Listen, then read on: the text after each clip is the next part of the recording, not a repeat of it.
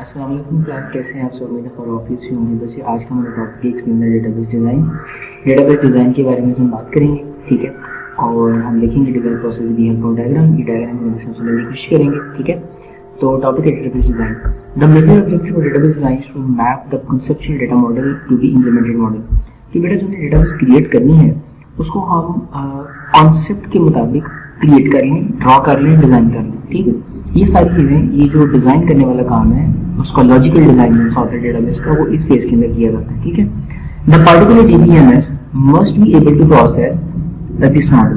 कि बेटा जो हमारा डीबीएमएस होता है, ये डेटाबेस मैनेजमेंट सिस्टम, यानी ऐसा सॉफ्टवेयर जिसके अंदर डेटाबेस बन रही होती है, उसके मुताबिक इस डेटाबेस मॉडल को क्रिएट किया जाता है, ठीक है। The performance of DBMS must be acceptable to the user of the organisation. कि बेटा ये जो डीबीएमएस हमारे पास होता है, जो सॉफ्टवेयर है जिसके अंदर डेटाबेस बनाई जाएगी, वो उस ऑर्गेनाइजेशन के लिए एक्सेप्टेबल होना चाहिए जिसके लिए वो डेटाबेस क्रिएट की जा रही है, ठीक है। इसके बाद database user require a complete up to date information. कि बेटा जो डेटाबेस बनाने वाले लोग होते हैं, डेटाबेस यूजर्स होते हैं, उनके पास अप टू डेट इन्फॉर्मेशन होनी चाहिए उस ऑर्गेनाइजेशन के बारे में या रिक्वायरमेंट के बारे में, ठीक है। They also need to access information quickly and easily, और जिससे वो इन्फॉर्मेशन को आसानी से एक्सेस कर सकते हैं, ठीक है। अब हमारे पास डिफरेंट फेज है डेटाबेस को डेवलप करने के लिए, यानी डेटाबेस डेवलपमेंट प्रोसेस के लिए। सबसे पहले आता है प्लानिंग, फिर है एनालिसिस, और फिर आता है डिजाइन फेज। बेटा ये वाला जो फेज है ना हमारा, ये डिजाइन फेज है। और डिजाइन फेज के अंदर दो चीजें आती हैं, एक लॉजिकल डिजाइन आता है और एक हमारे पास फिजिकल डिजाइन आता है, ठीक है। और लास्ट में हमारे पास आता है इम्प्लीमेंटेशन। आपकी बुक के अंदर इतने ही बताए गए हैं सिर्फ इम्प्लीमेंटेशन में, जबकि डेटाबेस रिपोजिटरीज क्रिएट करना भी एक इंपॉर्टेंट फीचर होता है, ठीक है। तो खैर हम इम्प्लीमेंटेशन तक पढ़ेंगे इसको। सबसे पहले देखते हैं प्लानिंग क्या होती है, ठीक है। अब planning start when the customer require develop a database system. It consists of various activities. These activities are used to identify the resource needed to develop the system. It also identify the life limit या time limits for the completion of this system. बेटा ये जो planning वाला phase होता है ना, सबसे अहम फेज यही वाला होता है, और ये तभी स्टार्ट हो जाता है जब आपका कोई यूजर रिक्वायर करता है कि हमें डेटाबेस चाहिए, ठीक है। और डेटाबेस को डिजाइन करने के लिए उसका जो प्लान किया जाता है, इसके लिए बहुत सारी एक्टिविटीज परफॉर्म की जाती हैं, ठीक है। ये तो बड़ा शॉर्ट हैंड लिखा हुआ है, बड़ा शॉर्ट सा नोटिस लिखा हुआ है। प्लानिंग के अंदर बहुत सारे काम हैं जो किए जाते हैं, ठीक है। और उसके बाद जो एक्टिविटीज परफॉर्म करने के बाद जो हमें नतीजे मिलते हैं वो क्या होते हैं, हमें पता चल जाता है हमारे रिसोर्सेज क्या रिक्वायर्ड है, यानी हमें किन किन चीज़ों की जरूरत पड़ने वाली डेटाबेस को क्रिएट करने के लिए, और यूजर की रिक्वायरमेंट क्या है, वो क्या कौन कौन से फीचर डेवलप करवाना चाहता है इसके अंदर, एक। उसके बाद एक और खास चीज जो वो होती है टाइम लिमिट। हमें टाइम का पता चल जाता है कि कितनी देर के अंदर हमने इस प्रोजेक्ट को कंप्लीट करना है, ठीक है। नेक्स्ट हमारे पास आ जाता है analysis phase. The analysis phase is used to study the current system in detail. कि बेटा जो हमारा पहले ही कंपनी के अंदर एक सिस्टम चल रहा है उसे हम स्टडी करें। देखो बेटा हम ना सिर्फ एनालॉग सिस्टम्स को डिजिटल के अंदर कन्वर्ट करते हैं, तो एनालॉग सिस्टम यानी कॉपी पेंसिल वाला सिस्टम पहले ही चल रहा होता है, ठीक है। हम उसे डिजिटल में कन्वर्ट करते हैं। तो क्या है कि आप पहले उस सिस्टम को जो करंटली चल रहा है उसको क्या करेंगे, स्टडी करेंगे, ठीक है।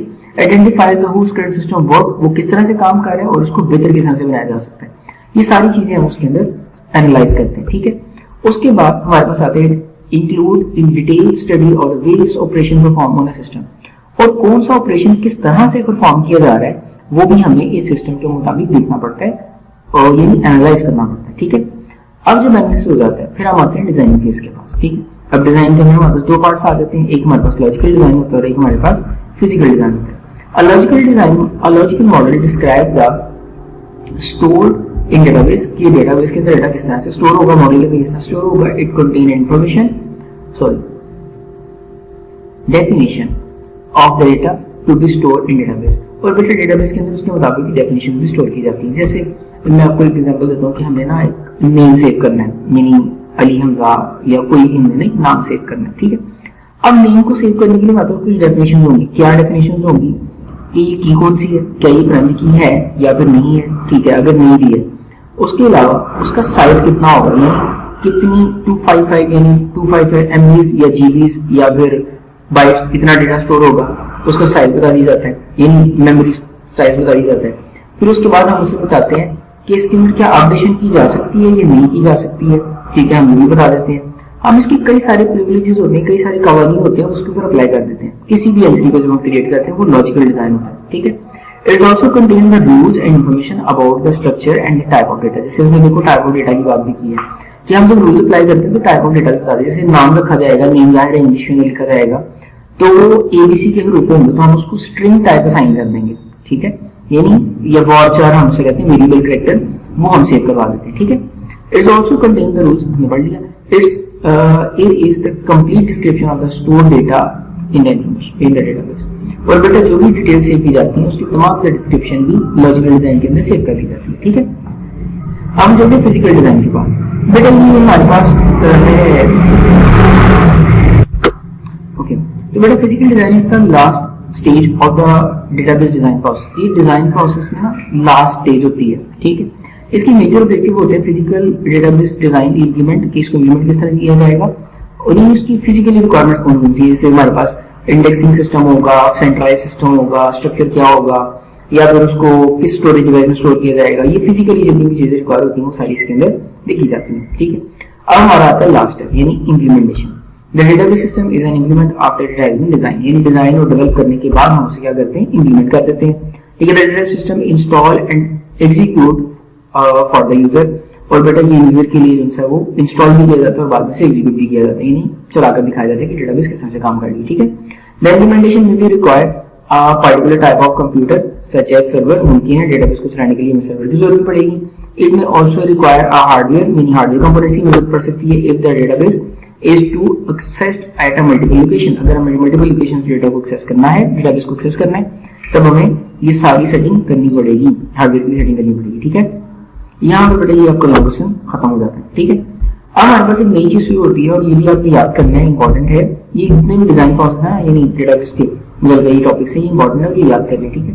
टॉपिक है explain different component of logical model. Logical model के अंदर कुछ कंपोनेंट्स है वो बता दें। अब सबसे पहले हमारे पास जो कंपोनेंट को पहले देख लेते हैं, ये कंपोनेंट ऑफ लॉजिकल मॉडल क्या होते हैं। A logical model contain a definition of the data to be stored in database, यानी डेटाबेस के अंदर जो डेटा स्टोर किया जा रहा है तमाम तरह की डेफिनेशन इसमें स्टोर की जाती है। It's also contain the rules and information about the structure and type of data. हम इसके अंदर रूल भी डिफाइन कर देते हैं, डेटा की स्ट्रक्चर भी डिफाइन कर देते हैं और उसकी टाइप भी डिफाइन कर देते हैं, ठीक है। ऑल एंटिटी देयर एट्रीब्यूट्स, यानी जो एंटिटीज उनके एट्रीब्यूट्स, उनके रिलेशनशिप्स डिस्क्राइब किए जाते हैं लॉजिकल मॉडल के अंदर, ठीक है। और एक complete description of the data store in database, और वो कंप्लीट इंफॉर्मेशन हमारी स्टोर होती है, ठीक है। अब जो कंपोनेंट्स हैं वो कौन कौन से हैं। एक हमारे पास एंटिटी है, यानी एंटिटी को किस तरह प्रेजेंट करना है, उनके रिलेशनशिप क्रिएट करने हैं। फिर जब हमारे रिलेशन, ठीक है, रिलेशनशिप्स क्रिएट करने हैं, उसके बाद हम उनको मर्ज करने हैं। जब हमारे पास मल्टीपल टेबल्स बन जाएंगे तो हम उनको वापस कंबाइन करेंगे, कम करेंगे, ठीक है। ये फिर जब हम नॉर्मलाइज करते हैं तो टेबल की तादाद काफी ज्यादा होती है, फिर हमें मर्ज करना पड़ता है, ठीक है। फिर हम उसे कर लेते हैं नॉर्मलाइज द रिलेशन, यानी अब हम उसको नॉर्मलाइज कर लेंगे, ठीक है। तो इस तरह से नॉर्मलाइज करने का मतलब कुछ रूल्स हैं वो अप्लाई करने होते हैं, वो डिटेल से आगे देखेंगे। नॉर्मलाइजेशन पूरा इंपॉर्टेंट लॉन्ग क्वेश्चन है, ठीक है। ओके, अब हम देखते हैं प्रेजेंटेशन ऑफ एंटिटीज। एंटिटीज को कैसे प्रेजेंट किया जाता है। बच्चे की इंपॉर्टेंट लॉन्ग क्वेश्चन है, मैं फिर बता रहा हूं, इसको अपने याद करना है, ठीक है। ओके, अब हम देखने जा रहे हैं प्रेजेंटिंग एंटिटीज, एंटिटी को प्रेजेंट करना। ये है entity, each entity in an ER diagram is presented in a relation model. जैसे बेटा हमने ईआर मॉडल के अंदर पढ़ा था ना, जैसे प्रेजेंट करते हैं एंटिटीज को, सेम वही तरीका होता है इसके अंदर भी, ठीक है। और सेम चीजें लिखी हुई है इसके अंदर। In this process the name of the entity become the name of the relation. जो एंटिटी का नाम होता है वो उसके रिलेशन का नाम बना दिया जाता है, ठीक है।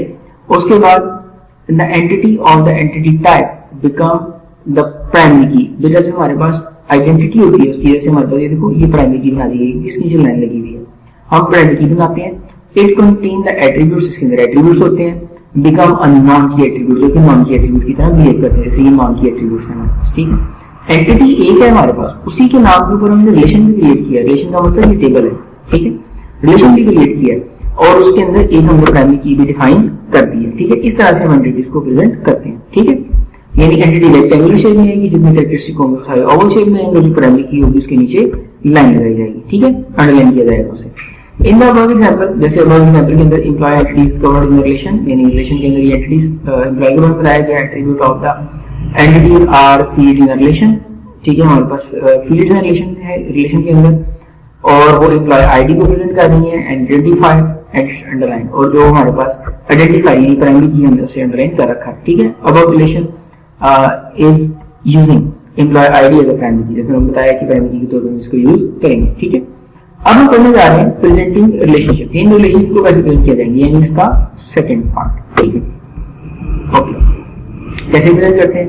Each relationship in year model diagram, year diagram के अंदर जमानत रिलेशन जो होते हैं presented in relation model, relation model के अंदर ही प्रेजेंट किए जाते हैं, ठीक है। The presentation depend on a nature